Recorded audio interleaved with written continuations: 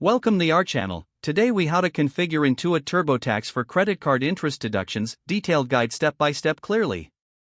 Begin by launching Intuit TurboTax on your computer.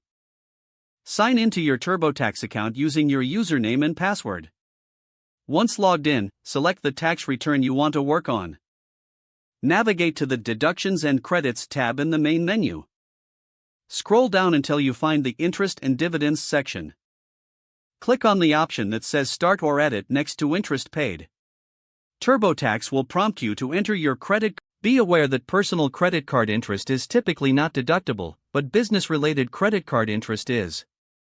If you are claiming business expenses, select Business Expenses when prompted.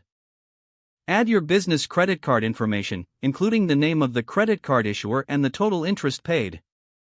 TurboTax may ask for additional details about your business.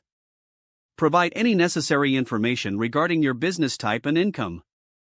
After you input the credit card interest, double-check the figures for accuracy. Review any additional questions about your expenses that TurboTax may ask. Continue through the questionnaire until you reach the summary page for deductions. Make sure your business credit card interest deduction appears in the summary.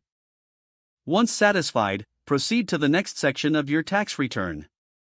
TurboTax will calculate your total deductions, including the interest you entered. Review the final tax summary before filing to ensure everything is correct. Save your progress regularly to avoid losing any information. Finalize your return after confirming all entries are accurate. If the page does not load, refresh the browser or try again in a private or incognito window. Make sure you are using the correct email address, then retype it carefully to avoid small typos.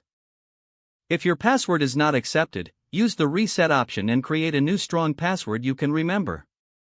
Check your spam folder for verification or security emails, then complete any requested confirmation steps. Enable two-factor authentication if available to improve account security and reduce unauthorized access risk. After signing in, review your profile details so your contact information and settings are accurate and current. If you see an error message, note it down and try again after restarting your device and internet connection. Log out when you finish, especially on shared devices, to keep your account and payment information secure. Don't forget to like this video and subscribe to our channel for more step-by-step tech guides.